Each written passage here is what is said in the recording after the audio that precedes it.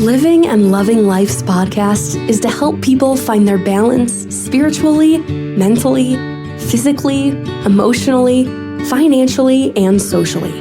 Listeners will have a positive mindset, renewed outlook for themselves, their future, and believe they are beautifully made inside and out. Listeners will shine and be an example to others as they live fully, completely with no barriers, no burdens, and no regrets.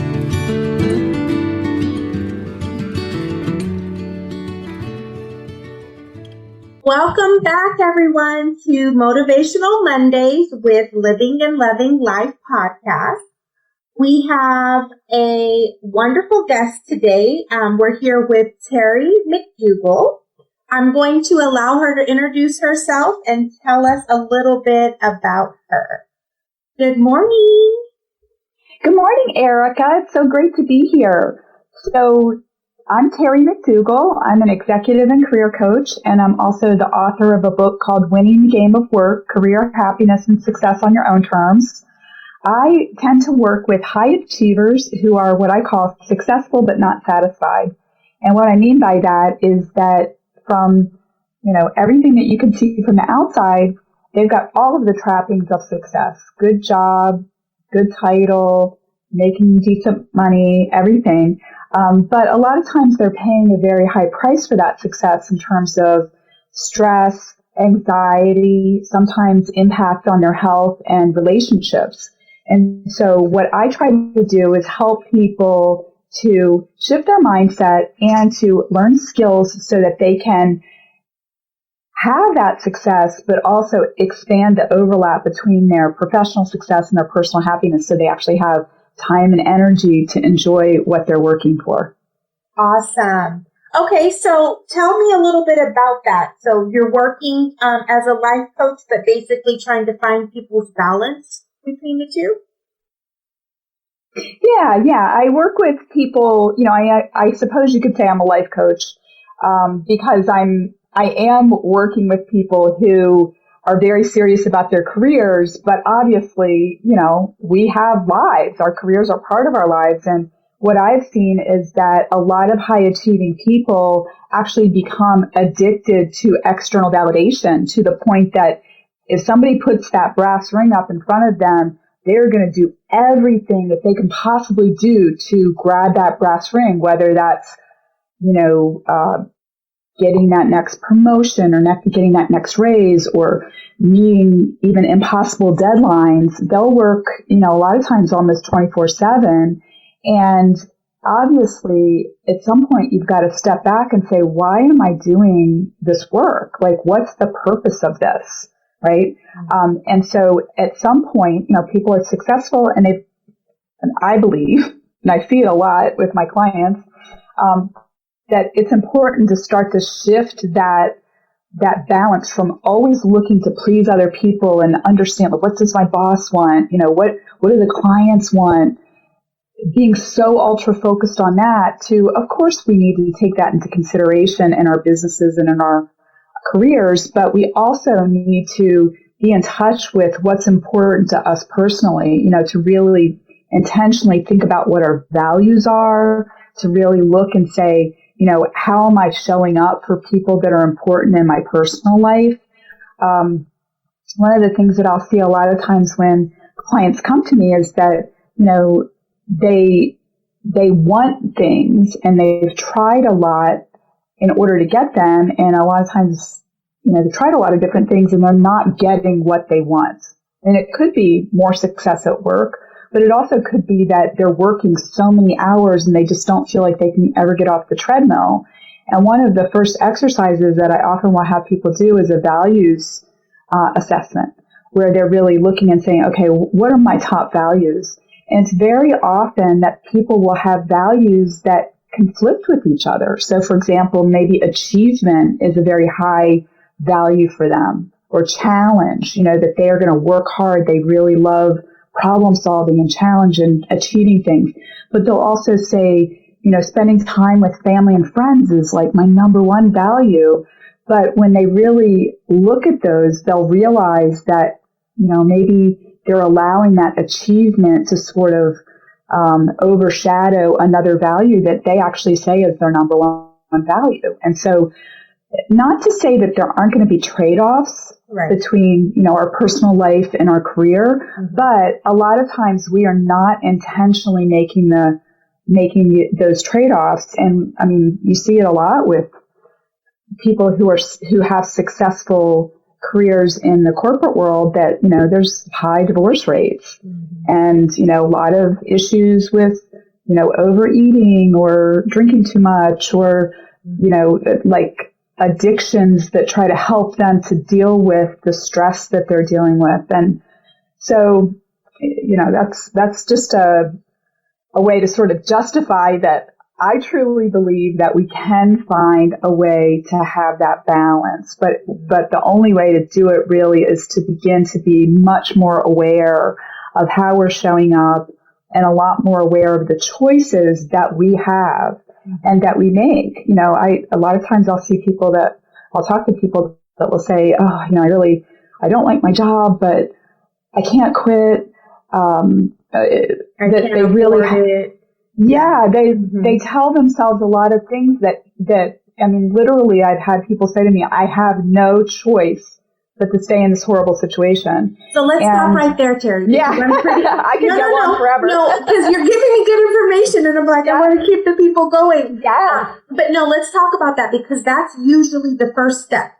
I can't afford it. I have this. I have to sustain this. So when someone comes to you and wants to be better or figure out the ways, and the first thing they say to you is, I can't afford it. What do you tell someone in that space to let them know? So how would you start that conversation with someone if that's how they started it? Yeah, well, it's very common. I mean, I'd say 90% of the time people are coming in and they're complaining about the situation that they're in, that they're feeling helpless, they're feeling frustrated. And that's fine. We can vent. But at some point, and it's natural too, because it's painful. Whatever situation they're in is painful. Right. But at some point, we have to flip the table and go from talking about what we don't want. And I think of this as looking over our shoulder to be like, oh, this is what I'm dealing with now, or what I've had to deal with, and it's horrible. And we're looking back behind us. Mm-hmm. At some point, we've got to flip it and look ahead and say, what is it that I want this situation to look like? Mm-hmm. I don't not sit there and complain about what it is. Yes, it's painful, but what do you want it to look like? That is getting clarity on the goal. Mm-hmm. And then the next step would be, okay, if that's your goal, first of all, I want to just stop for a moment here, because very often when people, it can be hard for people to think about what their goal is because they're so attached to the pain of the situation they're in. But a lot of times when they say what their goal is, they will immediately smother it. They'll say, like you were saying, well, this is what I really want to do, but I can't afford it. Mm-hmm. Or, nobody can watch my kids, or I'm too old, or they never hire anybody from this part of the company for that. Mm-hmm. And I'm like, no, stop right there. Allow your dream to live. Give it some air. Give it some sunshine. Allow it to live. Okay.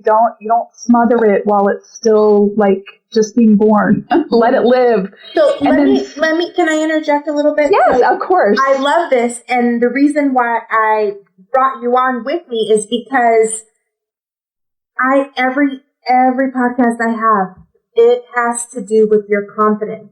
I feel like the more confident you are in yourself and you know your worth, the less limited talking down to yourself. Yes. I can't, I won't, and yes, you can. It just takes that consistent showing up and the commitment to want it to be better. Yes. And, one thing I want to say about is that I can't, I won't. That's your fear talking. It's perfectly natural. Everyone does it. We want to protect ourselves from harm, from risk, from embarrassment, from rejection. It's completely natural. And at the same time, courage is taking action in the face of fear or in the face of risk. And, we have to tap into our courage and take some little baby steps to start with outside of our comfort zone. But, you said that. Baby steps are major because people feel like, okay, I'm showing up, I'm here, I want this to go from this to this immediate. Yeah. And nothing happens like that. And that's so discouraging because nobody can, take that giant leap. And even when we see people who have been, successful in making a big pivot or getting a big promotion or something like that, it may seem to us that was, quick and, but they probably have been working at it behind the scenes for a long time, and they've been taking baby steps that we never saw, and it just seems like it's a big leap. But once you get clarity on the goal, and then the next step is to say, okay, if this is where I am and that's where I want to go, what does that roadmap look like to get from where I am to where I want to go? And we don't always see all of the, parts of the journey that we are going to be on. But if we can start to say, well, I think that this is what I need to do, and you start taking little baby steps, that gets some momentum. And I will say to people, like, people will tell themselves like, oh, well, if that's what I want to do, that must mean I have to quit my job. And I'm like, no. All you have to do is like Google something or like call somebody that that's doing that thing that you want to do and say, hey, how do you like what you're doing? How did you get started? Have you ever seen anybody with my background have success in that? This is, you're basically, I kind of think of it as being on a treasure hunt. Like you don't know what you don't know. And every little bit of information or every little step that you take is getting you closer and closer to that goal, and you're getting more and more clarity around it. And one of the other things that I think, I see this all the time where people are like, I think I'm going to do this, but, gosh, I'm not really sure. And I'm like, it doesn't matter. You don't need to know. You don't need to. Just that you said that. Be sure. I was going to ask, do people come to you with saying, I'm successful, I'm not satisfied, but I don't know where I want to go? Yes. Okay. I say I really work with people in 3 different arenas. One is that they're in a job and something's uncomfortable about it. Maybe they've gotten feedback from their boss. Like I'm actually working with a couple of clients right now who are in these leadership roles, but their bosses have told them, you are way too involved in the day-to-day work. You need to learn how to elevate yourself. And it's hard for them because they came up from an individual contributor role. So I'll work with them on the skills to step up and be a more successful leader, more effective leader. And then there's the people that are like, I've been doing this for a while and I'm at this crossroads. I'm not really sure if I want to keep doing it, but I don't know what I want to do. Or I think I know what I want to do, but I'm not sure how to get there. So I'll work with them to try to figure that out. I'd say about half the time, once they learn some skills, they actually fall back in love with their job. And then about half the time, they're like, no, I definitely want to make a change. And then the third situation is people that are either definitely looking for a job or maybe they've been laid off, and I'll work with them to help them run a successful job search campaign. But anyway, it can be fun. We put a lot of pressure on ourselves to feel like every step we take needs to be perfect. And the more I've lived, the more I realize there actually is no such thing as perfect. No. And no one is perfect. Nobody is perfect, even the people that look like they're perfect. And I will tell you that, a lot of times those people that show up like that seem like they're, Teflon coated, they're perfect. Sometimes they can be the most insecure people when you get behind the scenes with them. And that's part of the reason why they feel like they're trying to look perfectly, because, they're fearful underneath that if somebody saw the real them, that, they wouldn't be accepted. But I've actually found something that's really interesting, that if we are willing to show up as we are, that more people accept you. They do, and they feel empowered and trusting to be like, oh, that vulnerability. I'm not perfect either. Hey, and that's how you get to be, more intimate with people. You get to know people and trust people when you're sharing these, fears and mistakes and that kind of thing that have happened in our lives. But I do think that it kind of gets down to something we sort of touched on lightly at the beginning of this conversation, and it's that feeling of worthiness. Yeah. You know, my mission, honestly, and probably because it was so hard won for myself, is that I want everyone to know that you are worthy exactly as you are. Yep. You do not need to change who you are. You do not need to like deep down inside you, who you are is perfect. You are brought to earth with your own specific gifts.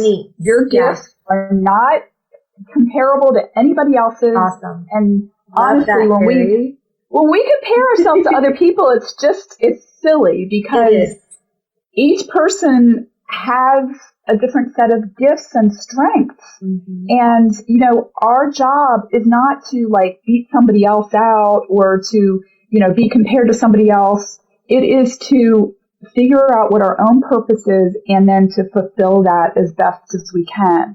And that means that we're all going to have unique journeys. Yeah. You know, I do that's think what that makes the world go round. If we were all the same, it would be like we were all walking robots, talking the same, thinking the same, doing the same. I mean, how would you learn from someone else? What would you get from somebody else? Because you know what they know. Yeah. You know what they're thinking. Like, and accept it and be fine with it and embrace it, you know? And I think that's the problem with society is it's become such a competition to the next person. And we've shifted that instead of it being a gift or something you can learn from or experience from them. It's been like, oh, am I better than you in that way? Do I have more than you?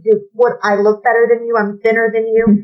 It's too much of that. And we miss out the nice, fun and loving things that we could learn from people and beautiful things. Yes. You're so caught up in the chaos.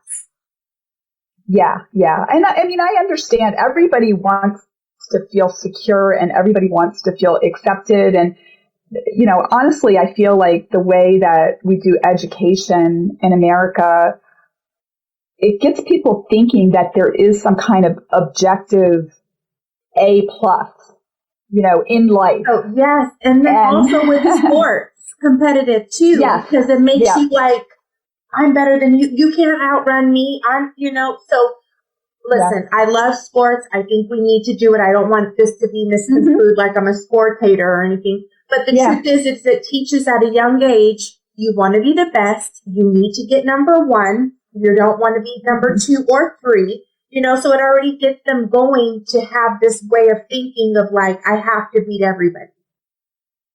Yeah. And I think that, you know, as you were talking about that, I was thinking, I mean, I loved sports. I love sports too. And I played a lot of them and, you know, from young age until, you know, well into my 20s. And, you know, there's the competitive aspect and it feels good when you win. But I think some of the more important things that you learn from sports are teamwork, you know, good sportsmanship, resilience, right?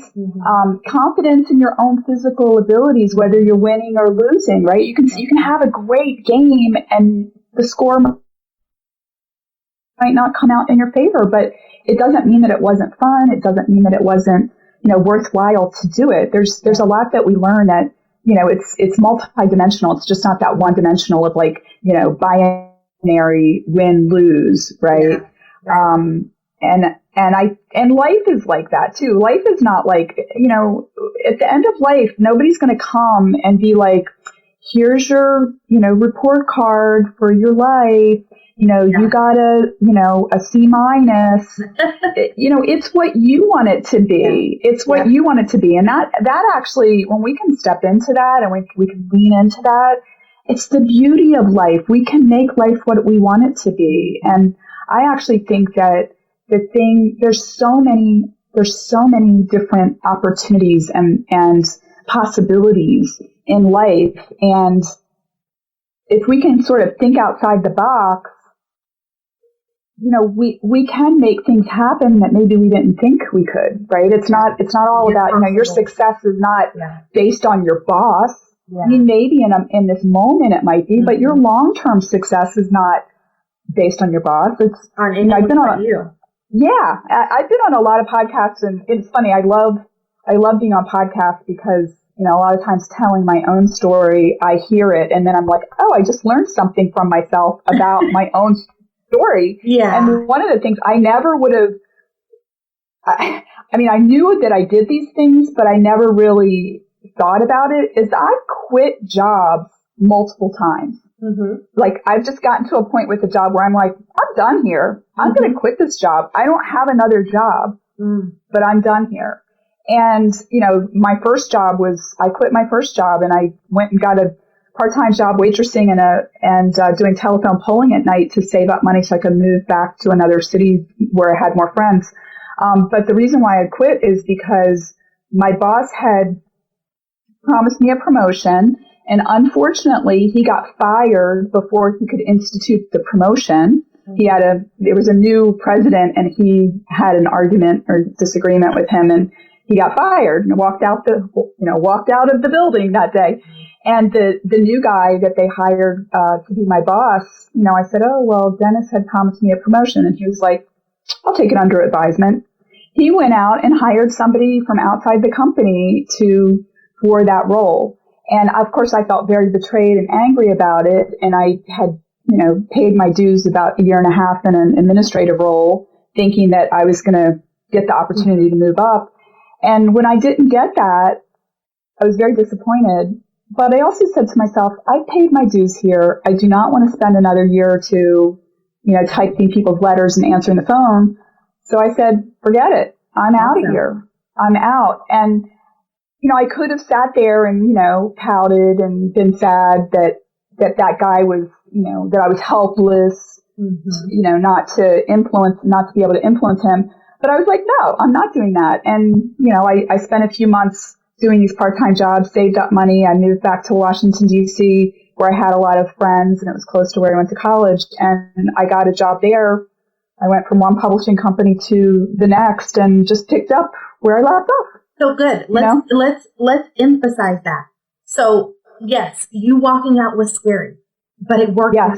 You moved back to where you wanted to go. Nothing changed in your plan. It still happened. Was it a little different than what you had in your mind? It was a little bit bumpy there. Yeah, but it happened. Yes. And my energy went towards my goal. Yeah. Had I stayed there, that anger would have burnt me up. Mm-hmm. I was like, no, I am not going to sit here and take this, his view of me. Mm-hmm. I have a view of myself that's different than that, and I'm gonna believe in that and make that happen. And I did. And I've done that a couple times where, I just got to a point at a job where I was like, but it's funny because I never even remembered actually like, oh yeah, I quit my job multiple times without having another job. But I have. I quit my job to go back to business school full time when I was 29 too. And it just was, I tend to, I think, consider things like very deeply, and then something will happen, and then I'll just make a snap decision. And it's not like I haven't thought about it, but I just thought I've been considering it like deep down inside for a long time, and then something will happen, and I'll be like, okay, I'm making this happen. Awesome. And it's worked out. I mean, like you said, it can be scary. But I honestly think it's worse to stay in a situation and feel like a victim than it is to be like, I think sometimes feeling fearful or angry can be a big driver if you put yourself out there. Mm-hmm. You can be like, well, I don't want to call this person, but I have to because I don't have a job right now. And I need a job. Yeah. So, you do it. And so often you just end up in a way better situation than the one you were in.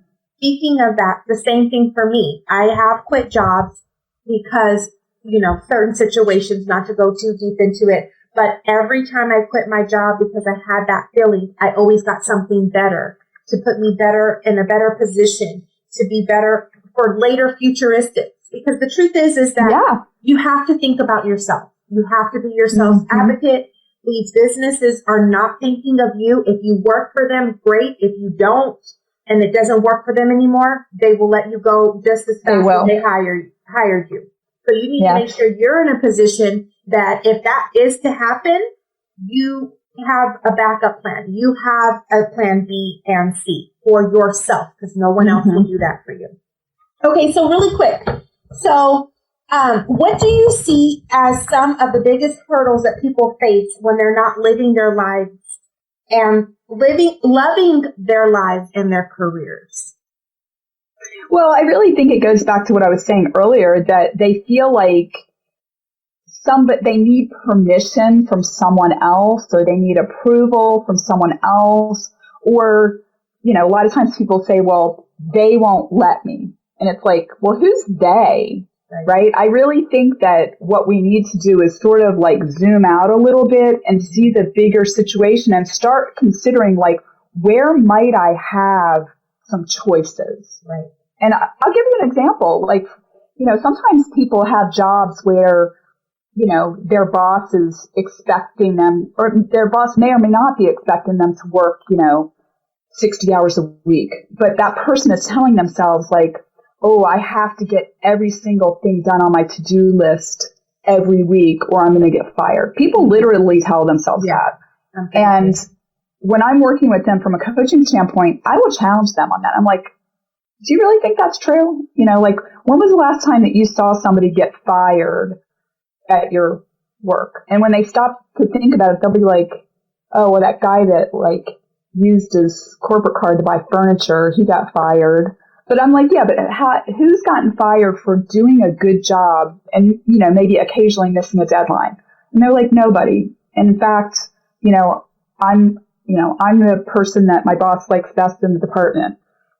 I'm like, well, then that means you have some leeway. Yeah. You can have some choices, right? If you want to leave early to go to your kid's baseball game or soccer game, just go and say to your boss, I need to leave early today, and go do it. Like, we really have to make sure that we are refilling our tanks with things that we enjoy, that we love, that we get energy from. Because unfortunately, I think in America that the examples that we see often are just like, you've got to put the pedal to the metal 24/7. And like using that car analogy, like if we never took our car in to get it serviced, to get the oil changed, to rotate the tires, our car would break down and be a, rust bucket on the side of the road. And that's what can happen to us also if we never stop and say, what do I need? Do I need to take a day off? Do I need to leave my laptop at work this weekend and just go home and have fun with my friends or family? I actually think definitely, and I've seen it a lot. Sometimes when I'm working with people, they'll be very skeptical. They'll be like, "Oh no, I could never do that." And I said, "Why don't you give it a try and just see what happens?" And a lot of times, what happens is that when they have the headspace and the freedom to just have fun, just to not be focused on work, say over the weekend or something like that, then when they come in on Monday morning, they're so much more energized that they actually become more productive. Yeah. So they get stuff done in 45 hours a week that it used to take them 60 hours a week to do. Right. Okay. So in your opinion, when someone says, live and love life, what does that look like to you? Well, I think that's really individualized, right? I mean, because people will often ask me, like, well, what does success look like? And I'm like, I cannot define that for anyone else. Right. I think that's a good thing, right? Because I think that one of the things I think is funny is a lot of people ask me, like, do you think that Instagram exacerbates this problem? And I'm like, well, yeah, I'm sure social media does have an impact, but, even before the internet, people saw stuff on TV, or they drove by their neighbor's house and they saw their new convertible in the driveway, or heard about their trip to Maui or whatever. Humans just tend to, compare themselves to other people. But I think that it's important for us to look deep inside of ourselves and ask those questions like, why am I here? What is it, like, if I didn't have to worry about comparing myself to other people, what would make me happy? when we can live that, to me, that's living and loving life, and that is true success. Yeah. Awesome. And then everything else seems to kind of fall into place on its own. The amazing thing is that when we can validate ourselves, we become kind of bulletproof.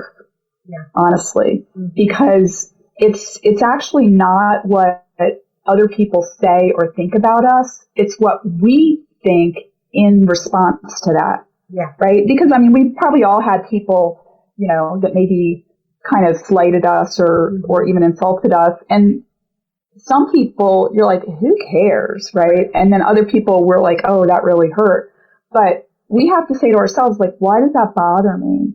And if I know that I'm good, and maybe that person's speaking out of jealousy or a misperception or something like that, and then I don't need to believe that their perception of me is real. My perception of me is real, right? I mean, we can consider it, and maybe there is some legitimacy there, but we don't. If we can talk to ourselves internally the way that we would talk to a really close friend, like, I'll use this example sometimes, like maybe somebody did a presentation and they messed up on some slides or they misspoke or something like that, but the majority of the presentation went well. Sometimes people will come out of that and, like, if they made one little mistake, they'll be like, that was horrible. That was the worst thing ever. I'm going to get fired. And I think, would you talk to a friend whose voice was shaky at the beginning of their presentation and they came off and said, how did I do? Would you say to them, that was the worst thing ever? I could tell that you were nervous. That was terrible. No, you'd be like, I could tell your voice was a little shaky, but you picked it up and the momentum got to be good. I think overall it went really well. Like, if we could say that to ourselves, and then it would preserve so much energy, and we could be a lot more confident in ourselves, and we have control over that. We have control over how we talk to ourselves. Okay. So for the listeners that we have today, Successful but Not Satisfied was our title for today. Leaving you guys with the fact of just checking in with yourself, validating yourself, and being kind and compassionate to yourself will help you, guide you to find, like she said, figure out the clarity on a goal. Then making that roadmap.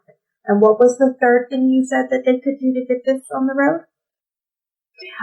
Well, the third thing is that they need to shift their mindset to believe that their goal is possible. If you get clear on your goal, you take action, and you believe that it's possible, that is how you make your vision become a reality. Okay, listeners, so we need to start believing in ourselves and taking some action. Thank you so much, Terry, for all of these little gems you dropped on us today. Can you please let the listeners know where to find you or follow you? Yes, they can find me at my website, which is terrybmcdougall.com.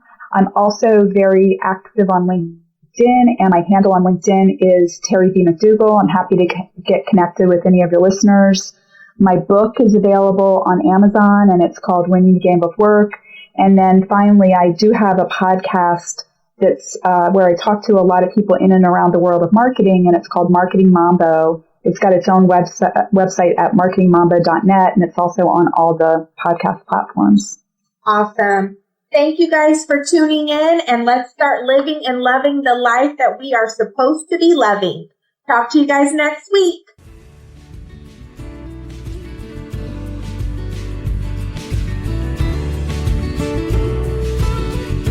If you love the Living and Loving Life podcast, we'd love for you to subscribe, rate, and give a review on iTunes. Don't forget to join us next week for another episode. Thank you for listening.